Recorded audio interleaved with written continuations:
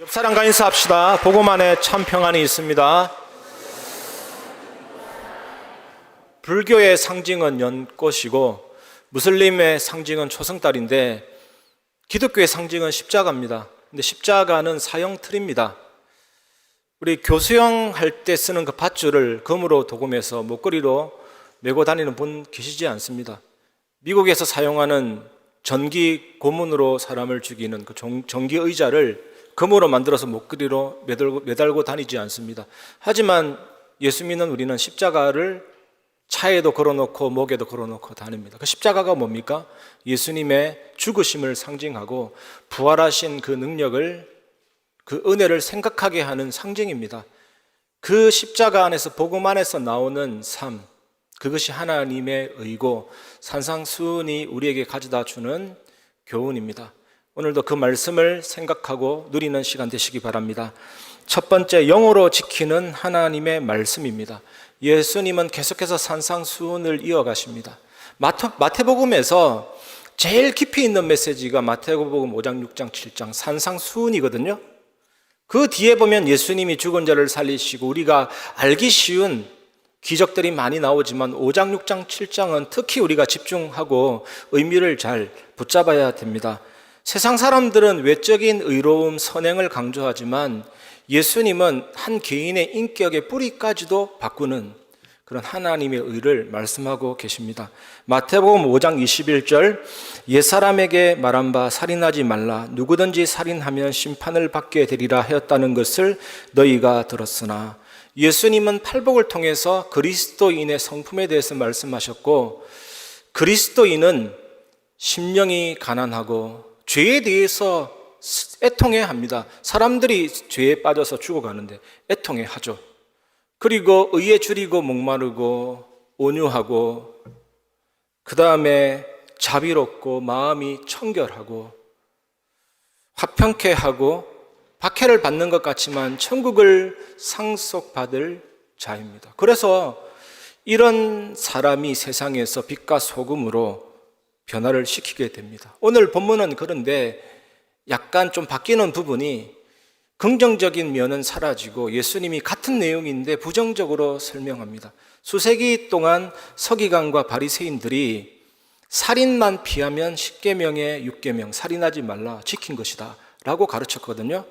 그런데 예수님은 너희가 사람에게 분노를 내는 것, 또 옆사람에게 바보라고 얘기하도 그것은 계명을 어긴 것이다 라고 말씀하셨습니다. 그리고 서기관과 바리새인들이 어떤 사람이 다른 사람의 아내나 남편과 동침하지만 않으면 10계명의 7계명인 간음하지 말라, 그것을 지켰다라고 가르쳤지만 예수님은 사람이 마음에 음욕만 품어도 이미 계명을 어겼다. 이 말씀이 뭡니까? 계명을 글자로만 지키는 것이 아니고 영어로도 지켜야 된다, 영어로 지켜야 된다, 이 말씀이잖아요. 사실 이렇다면 우리의 현실은 진짜 비참해집니다. 능력이 없는데, 능력이 없잖아요. 우리가 어떻게 그렇게 사라집니까? 마음은 원하는데 육신이 약하거든요. 우리에게는 육신의 정욕이 있는데 그것 원래 우리 거잖아요. 그게 엄청나게 익숙해져 있기 때문에 거기에 머물고 싶어지는 게 인간이거든요. 또 인간의 본성은 절대로 중립이 없습니다. 그게 가장 큰 문제입니다. 그냥 하나님만 딱 바라보면 되는데 자꾸 어디로 기울어지느냐? 정욕적으로, 죄 쪽으로 기울어집니다. 그게 인간이잖아요. 죄가 온 인류, 모든 사람의 모든 부분에 영향을 미쳤기 때문이거든요. 그래서 마음을 주관하시는 하나님 아니면 선을 행할 능력을 제공해 줄 수 있는 분이 없습니다. 그래서 예수님이 오늘 이 말씀을 하시는 것은 너희로 지켜라, 잘 지켜라, 이런 차원으로 이해하면 안 되는 것이죠.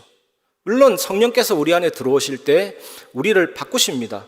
거룩하게 하시고 능력 있게 하시고 세상의 빛과 소금이 되도록 하십니다. 그래서 우리는 그 일에 협력하고 마음을 다해 따라가야 되지만 모든 것은 하나님이 주시는 거거든요. 그래서 이 말씀을 하시는 이유는 포기하게 하시려는 것입니다. 그래서 이 말씀을 던집니다. 너는 못해. 너는 절대 불가능이야. 내가 그 마음을 줄게. 내가 너희에게 그런 삶을 줄게, 이거잖아. 나와 연합하자. 우리는 여기에 항복하기만 하면 됩니다. 그래서 그리스도의 죽음과 부활이 나의 것이라고 여겨야 됩니다. 그것이 믿음이고 그리스도와 연합되는 방법이거든요. 우리가 구원받았다고 할 때 중생했다 그러거든요. 거듭났다, 다시 태어났다. 뭐가 바뀝니까? 정체성이 바뀐 것이죠. 옛날에는 나를 위해서 살고 나의 이익을 위해서 살고 그것이 위반되면 가슴 아프고 이런 삶이었는데 정체성이 바뀐 겁니다. 새 사람이 된 겁니다. 새 사람.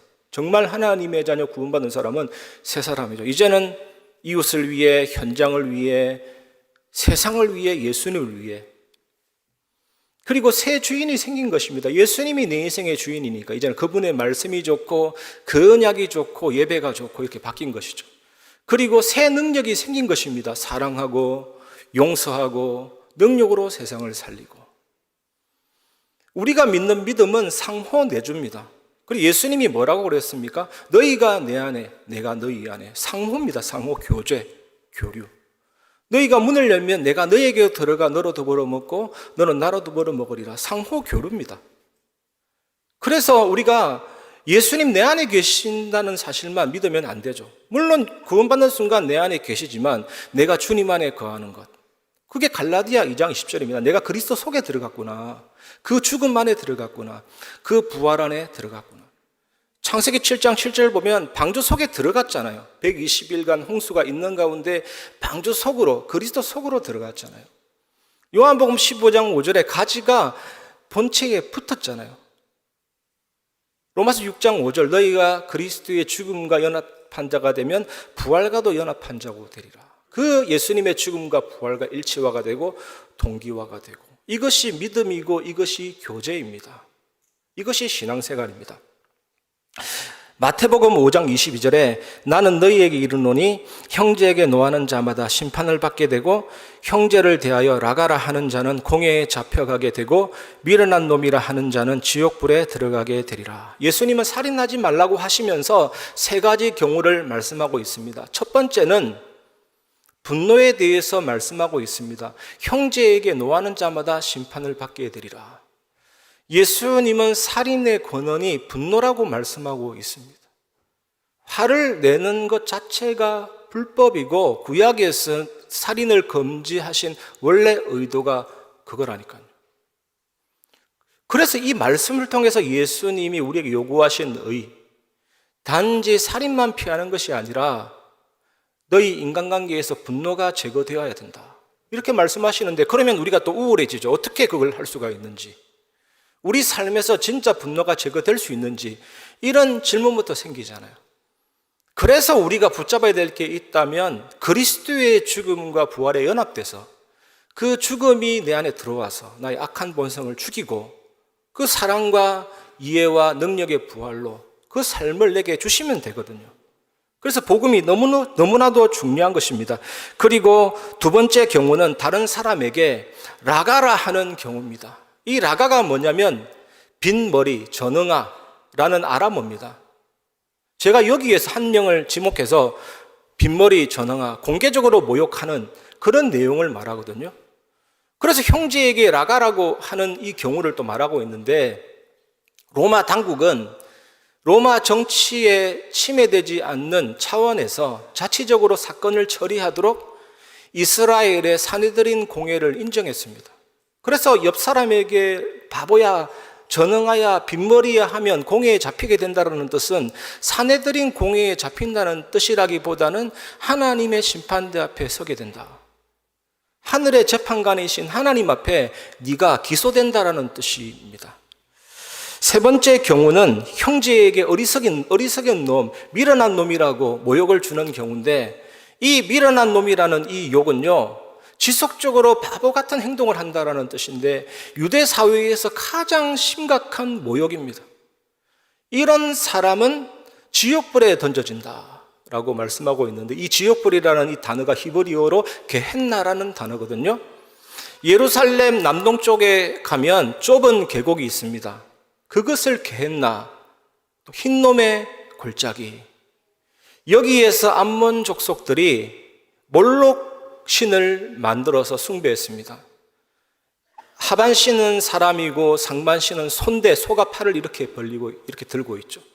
속은 비었습니다. 청동으로 만들었는데 밑에서 열을 가하면 달궈지잖아요. 달궈진 그 팔 위에 자녀를 산채로 제물로 바쳤습니다. 고대 예루살렘의 쓰레기 소각장이 되어 있는 곳이 게헨나거든요. 그래서 예수님이 분노와 모욕을 주는 일을 하나님의 심판과 지옥불과 연관시키고 있습니다.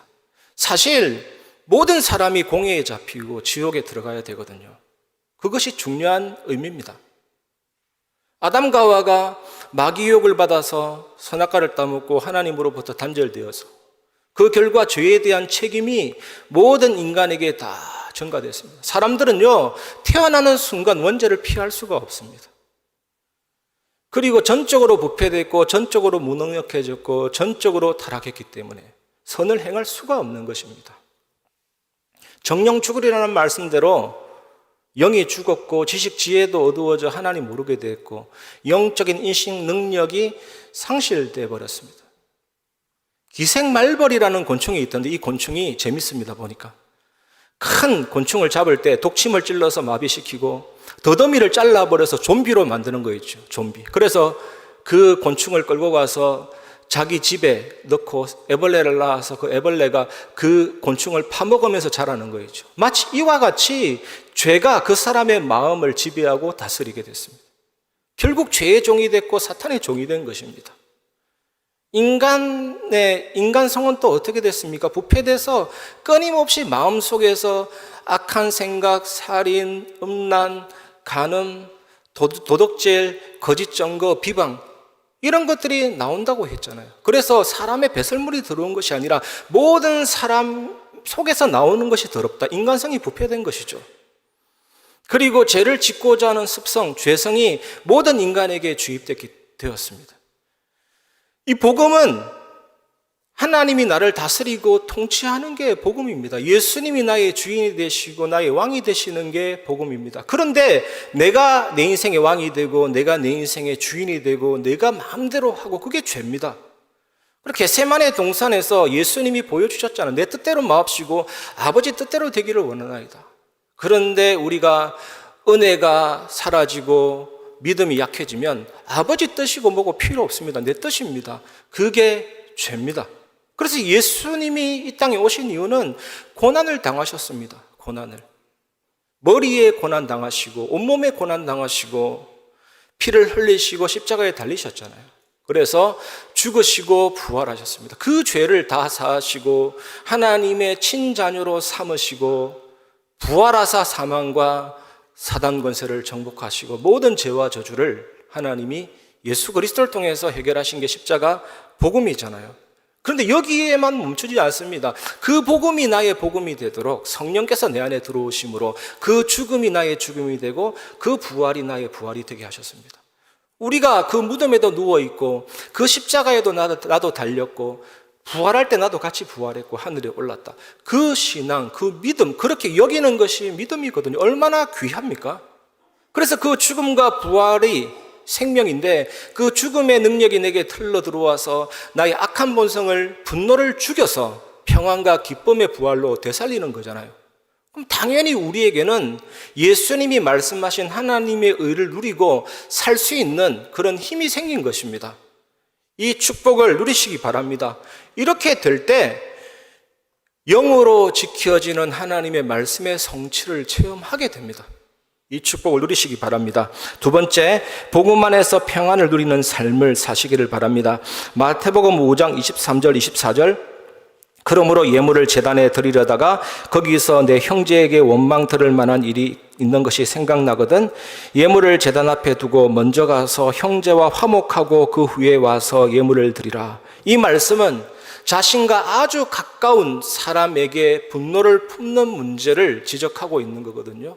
물론 반드시 분노가 살인을 낳는다라고는 할 수 없지만 살인하지 말라 이랬을 때는요, 죽이는 것만 하지 말라가 아니라 저 사람은 없어졌으면 좋겠어, 저 사람은 죽었으면 좋겠어, 저 사람은 내 인생에서 사라졌으면 좋겠어, 내게 피해만 주는데 그런 생각조차도 해서는 안 된다는 거거든요. 우리 속에 분노가 들끓고 있을 때 하나님의 자녀라도 어쩔 수 없습니다. 죄성에 빠지고 인간의 부패 가운데 빠지고 그렇습니다. 서서히 타면서 연기를 내뿜는 고대 이스라엘의 쓰레기 소각장인 게엔나에 점점 사로잡히게 되는 것이죠. 그래서 예수님은 확실한 대안을 제시하고 있습니다. 너무나도 놀랍고 쉽고 간단한 명령 두 가지. 서로 사화하라, 친구 삼아라. 여러분 생각해 보십시오. 얼마나 간단합니까? 하지만 한 가지, 얼마나 어렵습니까? 얼마나 대가가 큽니까? 우리에겐 자존심이 있는데. 이렇게 하려면 내가 화를 내는 대상자에 대한 우월감을 내려놔야 되고, 높은 곳에 있는 위치에서 낮아져야 되고, 나의 자존심을 버려야 되는 것이죠. 특히 오늘 말씀해 보면 화해가 예배보다 더 우선시하고 있습니다, 예수님이. 그래서 너희가 희생제물을 사서 예물을 드리려고 예루살렘 성전까지 왔는데, 혹시 틀어진 관계가 생각나면 예물을 성전뜰에 메어놓고 다시 100km 되는 3일길을 거쳐서 갈릴리로 가서 풀고 다시 100km 거리를 걸어서 3일길을 걸러서 여기 와서 예물 드려라. 일주일을 그렇게 하라는 건 얼마나 우스꽝스럽습니까? 예수님이 굉장히 강조하고 있는 것입니다. 여러분, 이게 불가능하다고 생각하십니까? 물론 쉽지 않습니다. 불가능하다고 저도 생각해요. 하지만 예수님이 이제 내가 와서 그 길을 알려줬으니 너희도 할 수 있다. 너희에게도 불가능이 없다. 가능하다라고 말씀하고 있거든요. 그래도 또 그러면 그렇지 우리가 어떻게 이런 질문이 나오는데, 그래서 답이 뭡니까? 예수 그리스도의 죽음과 부활에 연합된 믿음. 그게 우리의 생명이고 팔복을 누릴 수 있는 최고의 비밀인 것이죠. 여러분, 예수님은 죽었다가 3일 만에 다시 살아났지만 우리는 예수 믿을 때 바로 죽음과 부활이 체험됩니다. 얼마나 놀랍습니까? 죽음과 부활이 바로 나의 것이 되고 그 죽음과 부활 속에 들어갔기 때문에, 그 생명과 능력이 내게 흘러 들어오기 때문에 우리는 가능하게 된 거거든요. 이게 얼마나 놀라운 삶인지 몰라요. 그래서 성경에 보면 단어 하나 나열에도 하나님의 섭리가 있습니다. 빛과 소금 이러지 않고 소금과 빛 이랬잖아요. 우리 고정관념에 빛과 소금 무의식적으로 이렇게 말하게 될 텐데, 예수님은 소금과 빛. 소금이 맛을 잃으면 무엇으로 짜게 하겠느냐? 밖에 버리워 밟혀질 뿐이니라. 소금이 녹아야 맛을 내듯이 예수님의 죽음이 내 안에 흘러들어와서 나의 악한 본성을 죽여서 용서와 사랑과 능력의 부활로 그 맛을 내고 빛을 내고 그 삶을 하나님이 말씀하고 있는 것입니다. 이 축복 여러분 놓치지 마시기를 바랍니다. 배너라는 영화를 보면 배너가 굉장한 유대인의 부유한 가정의 사람이잖아요. 근데 배너의 친구 메살라가 절친인데 배너를 배신하는 바람에 이 배너가 로마의 노예로 가고 집안이 몰락되죠. 엄청난 분노와 한이 생긴 거죠. 그래서 마지막에 보면 메살라에게 보복하는 순간이 왔습니다. 칼을 잡고 찌르려고 하는 순간에 그 예수 그리스도의 십자가의 사랑, 그래서 배너가 그 예수 그리스도의 십자가의 사랑이 나의 복수의 칼을 내려놓게 했다면서 탁 떨어뜨리는 장면이잖아요. 그게 십자가의 능력입니다. 그게 복음의 능력입니다. 그 복음의 능력으로 우리는 세상을 살리고 바꾸고 변화시킬 수가 있습니다. 이번 한 주간 이것을 누리시기 바랍니다. 항상 기억하시길 바랍니다. 예수 그리스도의 죽음과 부활 연합되어 나오는 그 복음 안에서 나오는 참된 평안함을 누리는 삶, 이것이 여러분들에게 하나님이 주시고자 하는 최고의 선물입니다. 이 축복 누리시고 승리하시기를 주의 이름으로 축원합니다. 그리고 이번 주간 마지막으로 붙잡아야 될 메시지는 적도 친구로 만들 수 있는 십자가와 부활의 능력을 누리시기 바랍니다. 마태복음 5장 25절에서 26절, 너를 고발하는 자와 함께 길에 있을 때에 급히 사화하라. 그 고발하는 자가 너를 재판관에게 내어주고 재판관이 옥리에게 내어주어 옥에 가둘까 염려하라. 진실로 내게 이르노니 내가 한 푼이라도 남김이 없이 다 갚기 전에는 결코 거기서 나오지 못하리라. 이게 어떤 상황이냐면 가해자와 피해자가 법정으로 가는 길에 둘이서 길에서 만난 것입니다. 이 두 사람은 법정에서 재판을 받으려고 가는 길이었습니다. 이 사람의 관계는 법정에서 재판받아야 될 만큼 관계가 완전히 무너진 것입니다. 26절에 보면 돈이라는 사실이 언급되는 걸 보면 이 두 사람의 적대적인 관계는 금전적인 문제로 생긴 관계죠. 빨리 사화하지 않으면 형벌당하고 감옥에 던져줘야 될 그런 상황입니다. 예수님이 이런 비유를 생각하면서 뭐라고 말씀하시느냐? 제자들에게, 얘들아, 너희가 바로 그 가해자다.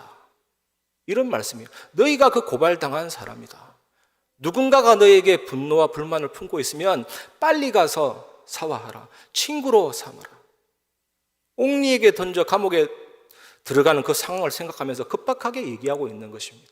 우리가 하나님 보시기에 살인을 저지르지 않으려면 모든 사람과 사랑과 평화의 관계로 지내야 된다는 것이고 지금 당장 하지 않으면 안 된다는 것인데, 저는 이 말씀을 준비하면서 참 어렵다. 내 같은 체질에게는 정말 이 말씀이 부담스럽다. 어떻게 이렇게 될 수 있냐. 저 사람이 나에게 한 일도 있고 나도 저 사람에게 한 일도 있고 인간관계가 간단하진 않은데 어떻게 이게 가능한가? 진짜 불가능하다. 진짜 이 부분에서 막혀가지고 설교 준비 되게 어려웠습니다. 어떻게 풀어나갈까? 잘 나가다가 딱 막힌 거죠. 어떻게 풀어야 될까? 계속 고민하는데 답이 또 역시 마찬가지입니다. 그렇다. 진짜 절대 불가능을 절대 가능으로 해결하신 예수 그리스도의 십자가의 죽음과 부활로 가능하다. 예수님의 죽음과 부활에 연합이 되면 팔복을 누릴 수 있는 성령의 열매를 맺게 하신다. 사랑과 희락과 화평과 오래 참음과 자비와 양성과 충성과 온유와 절제니라. 이 같은 것을 금지할 법이 없느니라. 여러분, 거짓말하지 마, 사기치지 마, 이거는 나라의 국법으로도 금지할 수가 있지만 사랑하지 마, 용서하지 마, 이해하지 마, 이 성령의 열매는 금지할 법이 없습니다. 여러분, 이 십자가의 죽음과 부활의 연합이 되면 나타나는 이 삶, 여러분이 이 삶을 향해서 이번 한 주간 기도해 보시고 참된 응답을 누려보시기를 바랍니다. 예수님의 십자가의 죽으심과 부활은 절대 불가능을 절대 가능하게 한 능력입니다. 이 은혜 누리면 적도 친구로 만들 수가 있습니다. 세상 살리는 전도자의 축복을 누릴 수가 있습니다. 우리나라에 유명한 분 계셨거든요. 1800년대에 주먹왕, 깡패, 완악산 호랑이. 이분이 김익두 목사님이잖아요. 엄청난 유명한 깡패예요. 이분이 십자가 복음, 예수 그리스도 모든 문제 해결하신 사단재앙 지옥관세 깨뜨리신 그리스도 딱 체험하고 완전히 삶이 바뀐 것이죠. 분노가 없어지고 폭력이 없어지면서 영혼을 사랑하는 마음이 생긴 거죠.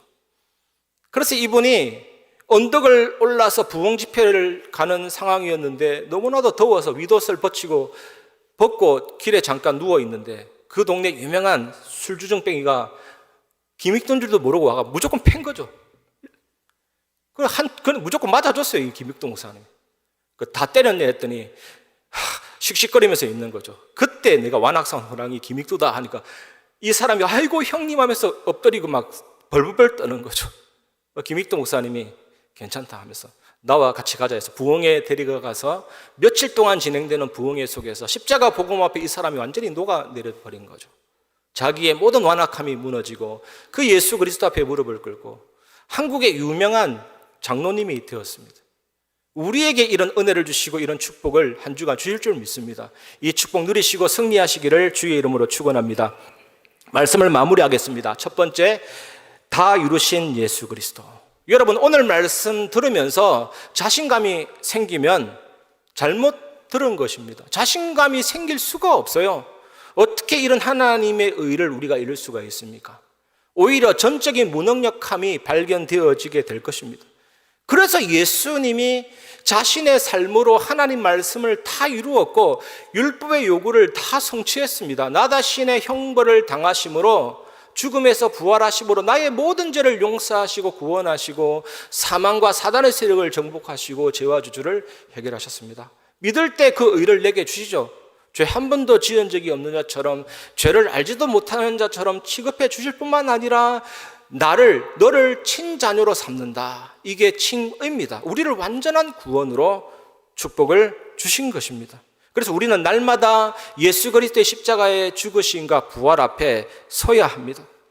우리 지난주에 성찬을 했듯이 사도행전 2장 42절의 말씀 보면 떡을 떼며, 이게 성찬을 말하거든요.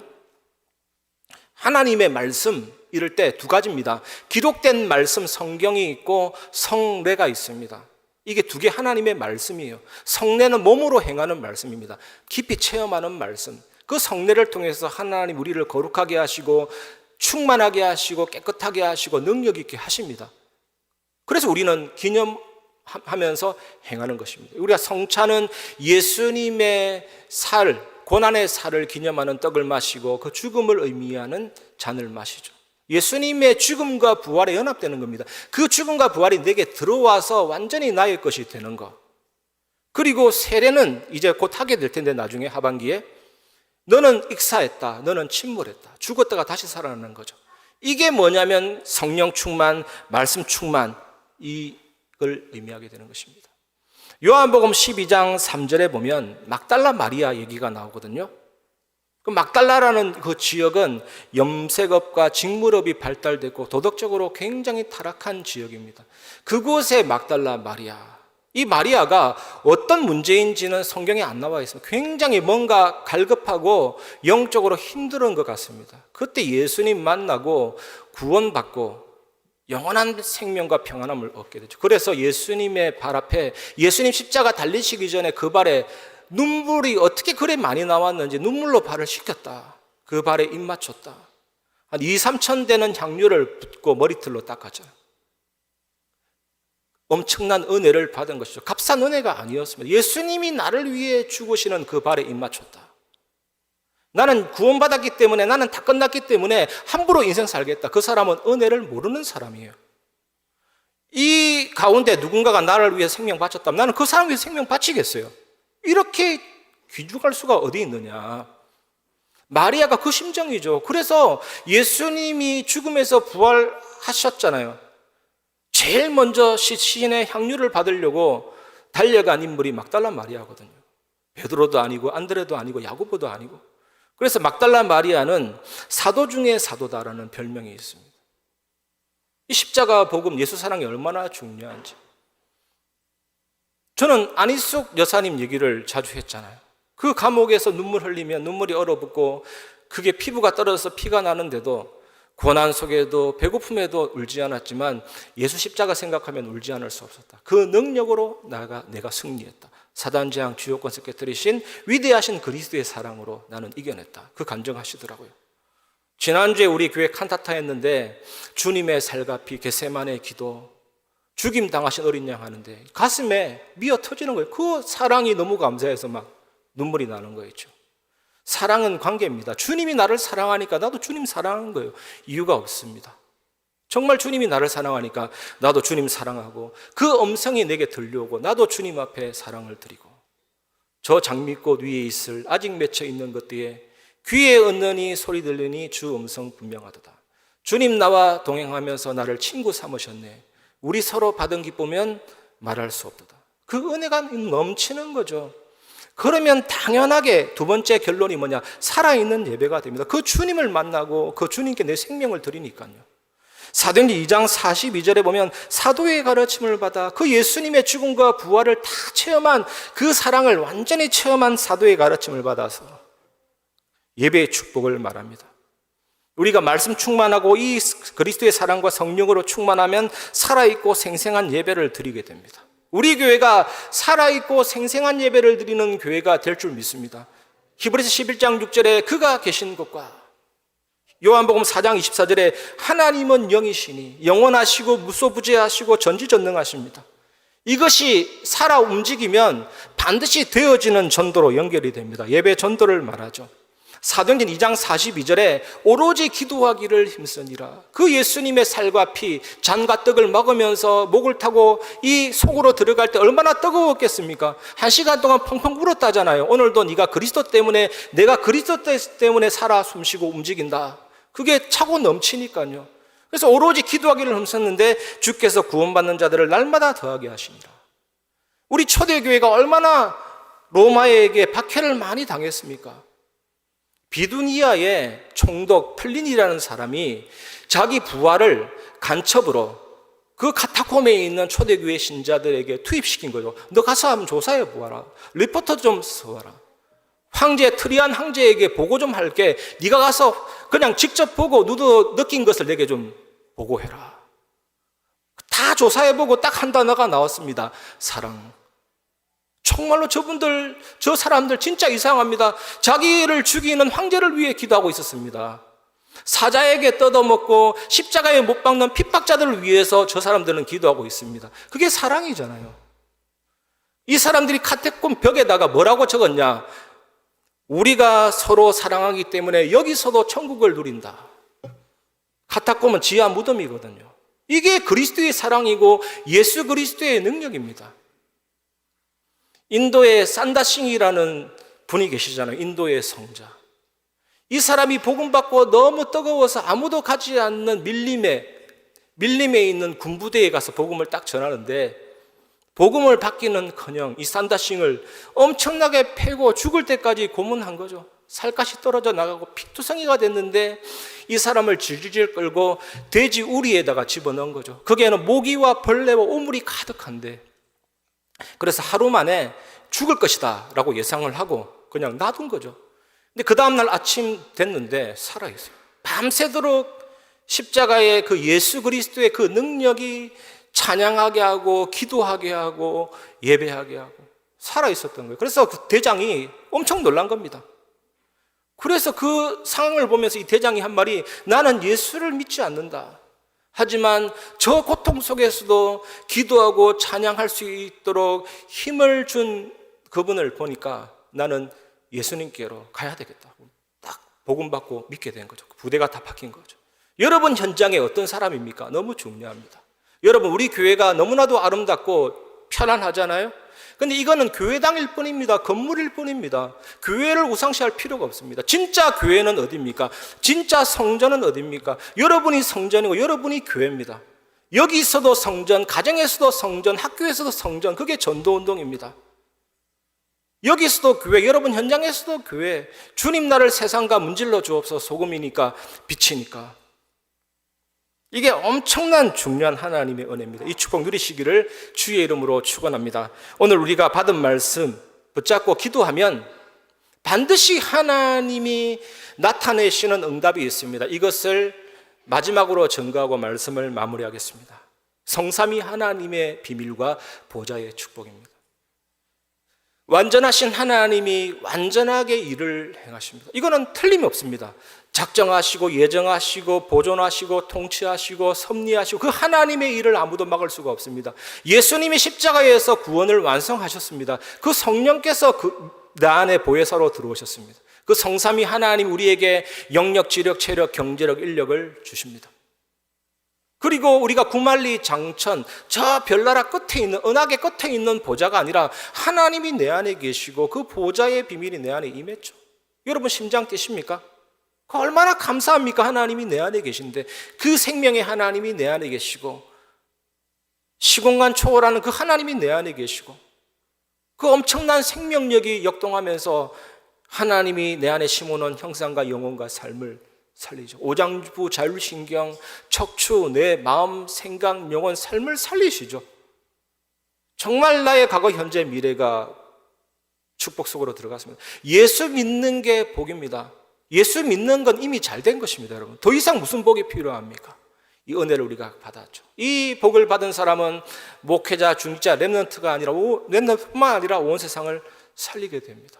빛을 어떻게 가리겠냐? 소금이 부패를 방지하고 맛을 내듯이 당연히 세상 살리는 플랫폼적인 사람이 되고 내가 있는 현장을 지키고 파수하는 그런 성벽 위에 망대 같은 존재가 되고 이 복음은 감출 수가 없습니다. 이 생명은 막을 수가 없습니다. 이 소금은 막을 수가 없습니다. 알게 됩니다. 보게 됩니다. 전달되게 됩니다. 그런 안테나 같은 복음을 송출하는 메아리가 될 수 있도록 여러분을 인도해 주십니다. 그래서 우리 한 사람 한 사람이 교회고 성전이거든요. 저는 너무나도 귀하게 보는 우리 교회 다민족 우리 집사님 한 분 계세요. 진짜 한국어가 얼마나 많이 늘었는지 진짜 그분이 뜰이에요. 만약에 그분이 한국어와 중국어가 정말로 자리 잡히고 복음 충만하면 그게 다민족들이라니까요. 기대가 되는 거죠. 얼마든지 다민족들이 오겠구나. 우리 교회 우리 방과후 학습이나 우리 렘넌트 사역 하시는 분들 한 명 한 명 준비되면 그것이 렘넌트의 뜰입니다. 그리고 우리가 정말 복음 충만하고 치유받고 기도가 24되면 그게 기도의 뜰입니다. 아니 건물만 준비한다고 됩니까? 우리 교회에 무슨 산소 공급하고 조명 잘하면 치유가 됩니까? 그건 건물일 뿐입니다. 아무리 시설 잘 갖추고 컴퓨터 갖다 놓는다고 아이들이 옵니까? 사람이 시스템이고 사람이 뜰이라니까요. 우리가 정말로 준비되면 온 세상을 살리는 빛이 될 수가 있습니다. 소금이 될 수 있습니다. 하나님이 그 은혜를 주실 줄 믿습니다. 이 축복 누리시고 승리하시기를 주의 이름으로 축원합니다. 이 시간 평안을 너에게 주노라 우리 찬양 부르면서 말씀을 마무리하겠습니다.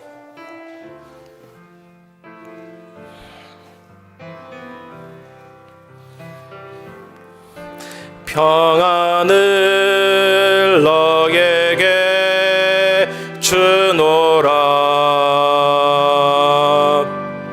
세상이 줄 수 없는 세상이 알 수도 없는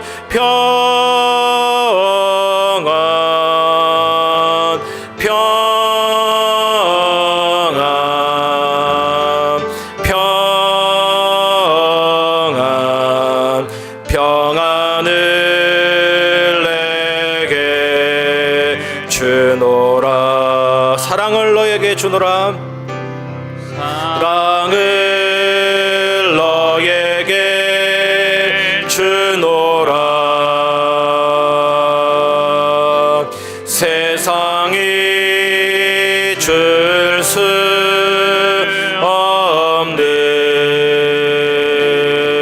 없는 세상이 알 수도 없는